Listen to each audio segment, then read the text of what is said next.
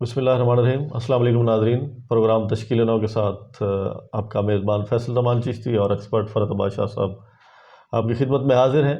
آج کے ہمارے پروگرام کا موضوع ہے نصاب تعلیم اور اس کی حقیقت۔ اس کے اوپر ہم جناب فرحت بادشاہ صاحب سے پوچھیں گے کہ نصاب تعلیم کیا ہے اور اس کی حقیقت کیا ہے۔ جی اچھا، ویسے تو یہ بہت اہم موضوع ہے۔ ویسے تو میں آج کل یہ کہہ رہا ہوں ہر جگہ کہ ہم پچھلے 76 سالوں سے اپنے خلاف تعلیم حاصل کر رہے ہیں۔ ہمارے بچے اپنے خلاف تعلیم حاصل کر رہے ہیں اسکولوں، کالجوں، یونیورسٹیوں۔ اس کی وجہ یہ ہے کہ تعلیم کا مقصد دو مقاصد ہیں، ایک علم حاصل کرنا اور دوسرا ہے تربیت حاصل کرنا۔ آپ مجھے بتائیں کہ پچھلے 76 سالوں میں یونیورسٹیوں میں بھی اضافہ ہوا ہے، کالجز میں، یہ صرف پاکستان میں نہیں دنیا بھر کی میں بات کر رہا ہوں۔ بالکل ایسی۔ لیکن انسان آپ کو زوال کی طرف جاتا ہوا نظر آ رہا ہے کہ عروج کی طرف، اپنی انسانی بنیادوں پر؟ انسانیت کے حوالے سے تو بالکل زوال ہے، ٹھیک ہے ہر نا؟ جگہ پہ جھوٹ ہم بول رہے ہیں، بددیانت ہم ہیں، ہر سطح پر فراڈ ہم کر رہے ہیں، اور غصب کرنا، جبر کرنا، ظلم کرنا ہماری لگتا ہے کہ جیسے مزاج کا حصہ بن گیا۔ تو اس کا کیا مطلب ہے کہ ہم تعلیم جو کچھ حاصل، ڈگریاں، کتنی ڈگریاں لوگ لیتے رہے، ہر سال پتہ کریں کہ ڈگریاں کتنی، بہت زیادہ ہر جگہ ڈگریوں کے نام بھی بڑھ گئے ہیں اور ان کی، ٹھیک ہے نا، بالکل کتنے مضامین ہیں، اور ہم بیچارے لاکھوں روپے دے کے، کروڑوں روپے دے کے اپنے بچوں کو، تو کروڑوں میں چلے گئی فیس، بچوں کو ضائع کر کے واپس بلوا لیتے ہیں اسکولوں کالجوں میں ایک ڈگری کاغذ کی لے کے، جو ان کی شخصیت کی تعمیر، شخصیت سازی کچھ بھی نہیں کرتی۔ کالجوں یونیورسٹیوں میں سوائے بچوں کو کند ذہن بنانے کے کچھ نہیں ہو رہا، کیونکہ بنیادی طور پہ آپ ان کو علم کتنا دے رہے ہیں۔ علم جو ہے نا کتابوں تک محدود نہیں ہوتا، کتابیں تو انفارمیشن ہے، ان میں تو جو پڑھی آپ لے لیں، کمپیوٹر ہے، میں نے، علم تو وہ ہے جو کتابوں سے اگلی بات ہے، جو اساتذہ اپنی زندگی، اپنے مطالعے اور اپنی بصیرت کے نچوڑ کے طور پر بچوں میں منتقل کرتے ہیں۔ آج کا استاد دیکھ لیں، وہ ہیرسمنٹ کے علاوہ مفادات اور نوکری، اور ہمارے ادب کے اساتذہ کے بارے میں تو میں کہتے رہتا ہوں کہ یہ ادیب تھے، ادب پڑھ کے بھی یہ اتنے چھوٹے لوگ ہیں، باطنی طور پر اور باہر شخصی طور پر یہ بڑے نہیں ہیں لوگ۔ بڑے بڑے جو بوڑھے ہیں وہ بھی جھوٹ بولتے، خود کہتے ہیں کہ ہم نے اتنے لوگوں کو پی ایچ ڈی کرائی ہے، اور وہ پھر ہمارے خلاف بھی ہو گئے، پی ایچ ڈی کیسے جیسے کی نکل گئے۔ تو نہ کراؤ بھائی پی ایچ ڈی، ایسی جعلی 2 نمبر۔ تو یہ تو حالات ہیں۔ بات یہ ہے کہ یہ جو سرمایہ دارانہ نظام ہے، اب مجھے ریفرنس میں دوں گا تو بات لمبی ہو جائے گی۔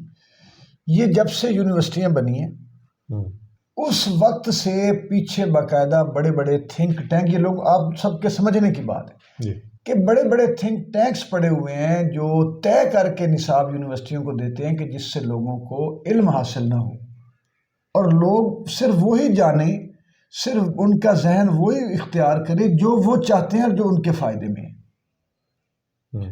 مثال کے طور پہ لوگوں کو یہ نہ پتہ چلے کہ آہستہ آہستہ ہمارے ذہنوں کو روبوٹک بنایا جا رہا ہے، لوگوں کو پتہ نہ چلے کہ ہمیں چھوٹے چھوٹے دائروں میں ہمارے ذہن کو، ہماری پرسیپشن کو قید کر دیا جاتا ہے، اور ہم زندگی بھر اس دائرے سے باہر نکل ہی نہیں سکتے، اور اسی کو کائنات سمجھتے رہتے ہیں اور مر جاتے ہیں۔ ایکو چیمبرز، ڈومینیٹ ڈسکورس ایک چیز ان کی گوروں کی ہے، وہ یہ ہے کہ جو وہ چاہ رہے ہوتے ہیں نا، وہ ایک ڈومینیٹ ڈسکورس، ایک بڑا مکالمہ، غالب مکالمے کے طور پہ اس کو رائج کر دیتے ہیں، اور لوگ اس کو فالو کرنا شروع کر دیتے ہیں۔ مثال کے طور پہ میں آپ کو بتاؤں، او جی ساری قوم میں باہر بندہ ہی بے ایمان ہے جی، ہر آدمی بے ایمان ہے، ہر اچھا یہ ذہن میں بٹھا دے، یہ ڈومینیٹ ڈسکورس۔ بھائی ان کو اس بے ایمان بنانے والا کون ہے؟ وہ کہتے ہیں ادھر توجہ نہ جائے۔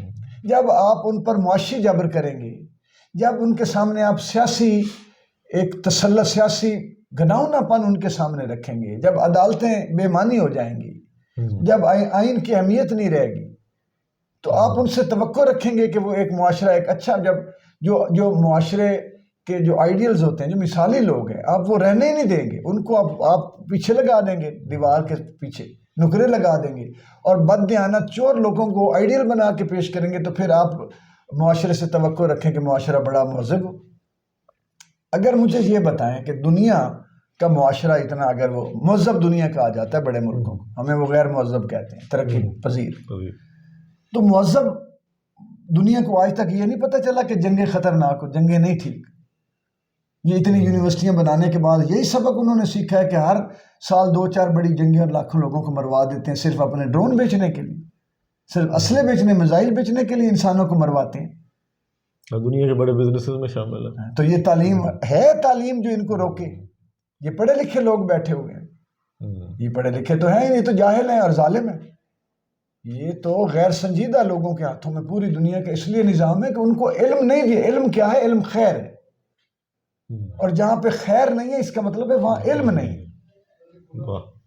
تو یہ ہمیں اس وقت ہماری یونیورسٹیوں میں وہی ایسٹ انڈیا کمپنی والا، خاص طور پہ جو ادب کے ادارے ہیں ہمارے، یہ کیوں انہوں نے وہ رکھے ہوئے ہیں، کورسز میں شامل کیے ہوئے ہیں وہ شاعر جن کا نہ کوئی نظریہ ہے، جن کا نہ کوئی، جن کی سوچ اور فکر ہے، وہ لوگ انہوں نے کورسوں میں ڈالے ہوئے ہیں. اور یہ جو بیٹھے ہوئے ہیں نا اوپر، ڈین اور ہیڈ آف ڈپارٹمنٹ اور یہ فلاں فلوں، یہ خود بڑے بونے اور شفاق لوگ ہیں. یہ ان کو یہ بھی نہیں پتا کہ وہ جو کچھ پڑھ یا پڑھا رہے ہیں یہ فیک ہے، تو وہ بچوں کو کیسے بتائیں گے؟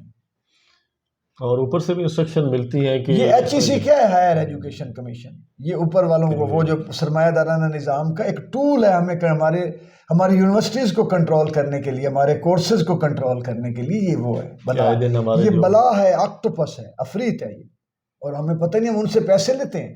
ہمارا عالمی، ہم اتنے چھوٹے ہیں، ہماری حکومتیں، ہمارے حکمران اتنے بوزنے ہیں کہ وہ پیسے لے لیتے ہیں. جی وہ کورس تعلیمی اصطلاحات کے حوالے سے فنڈنگ ہو گئی، جوڈیشل اصطلاحات پر ہمیں پیسہ مل گیا جی UNO کی طرف سے، جو آج تک جنگ نہیں رکوا سکی. جو بیچارے فلسطینیوں کا بھرکس نکلوا دیا ہے وہ UNO ہے. تو یہ سب فراڈ ہے. اور یہ شاعر اور ادیبوں کو جو اوریجنل ہیں، یہ فراڈی نہیں، فیک نہیں، مفاد پرست ٹولہ، چور شاعر یہ نہیں، نوکری پرست. یہ حقیقی شاعروں ادیبوں کو میدان میں آنا پڑے گا اور لوگوں کو شعور دینا پڑے گا. اس کے علاوہ دانشور جو لوگ ہیں جن کو اس بات کا پتہ ہے، وہ لوگوں کو بتائیں، وہ لکھیں، تب جا کے یہ معاشرہ بچے گا. یہ جو حقیقی دانشور ہے اس کو ویسے بھی کھڈے لائن لگایا جا رہا ہے، تو وہ کیسے پھر اپنا کردار ادا کرے؟ لڑے نا، لڑتی رہے، اور ہمارے پاس چارہ ہی کوئی نہیں. اور یہ ضروری تھوڑی ہے کہ ہمیشہ یہ رہیں گے. 2-4 سال بعد، 1000 سال بعد اگر ہم لڑتے رہے تو ان کو اڑا دیں گے. نہ لڑیں گے پھر بھی 5000 سال بعد جو ہے تبدیلی آ جائے. یہ فطرت کا ہے، ایب اینڈ فلو چلتی ہے تاریخ. اور کچھ لوگ کہتے ہیں کہ یہ سلسلہ شروع سے چل رہا ہے، اس طرح کے ہوتا رہتا ہے، کرتے رہتے ہیں، تو کریں گے تو نقصان. ہاں، مجھے بہت سارے میرے اپنے دوست جو ہیں، شرفا جو ہیں، وہ کہتے ہیں یار ان کو چھوڑ دو، کچھ نہ کرو، آواز بلند نہ کیا کرو، کیونکہ یہ ہر دور میں ظالم رہے ہیں، ہر دور میں یہی جھوٹ لوگ مفاد پرست طبقہ رہا ہے.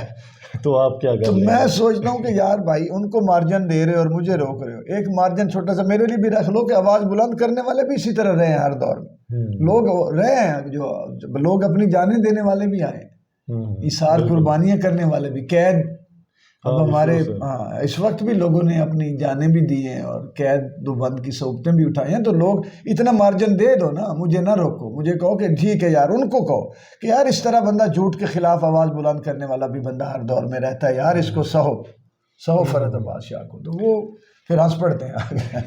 تو یہ جو کہتے ہیں آج کل میرے نظریہ کسی بھی جگہ پہ نہیں رہا، اس وجہ سے نظریہ ایک ہی ہے، دولت، مفاد. ہر چیز کا جو ہے وہ وہی ہے کہ مفاد اور دولت جہاں. اور یہ اس لیے ہے کہ ہمیں ہمارے خلاف پڑھایا جا رہا ہے، ہمارے نصاب جھوٹے ہیں، ہماری ڈگریاں جھوٹی ہیں، ہماری یونیورسٹیاں فیک ہیں، تعلیمی ادارے فیک ہیں، اور جو یہاں سے علم نہیں مل رہا، ہمیں جہالت مل رہی. جی بہت شکریہ فرحت عباس شاہ صاحب کہ ہمارا نظام تعلیم، ہمارا نصاب اور اس کی اصل حقیقت، اس کے اوپر انہوں نے کافی سیر حاصل گفتگو کی اور اس کو انٹرنیشنل پرسپیکٹو کے حوالے سے بھی بتایا. تو امید ہے کہ ہمارے پروگرام کا مقصد پورا ہو گیا ہوگا. اس کے ساتھ ہی اپنے میزبان فیصل زمان چشتی اور ایکسپرٹ فیصل فرحت عباس شاہ صاحب کو اجازت دیجیے. اللہ حافظ.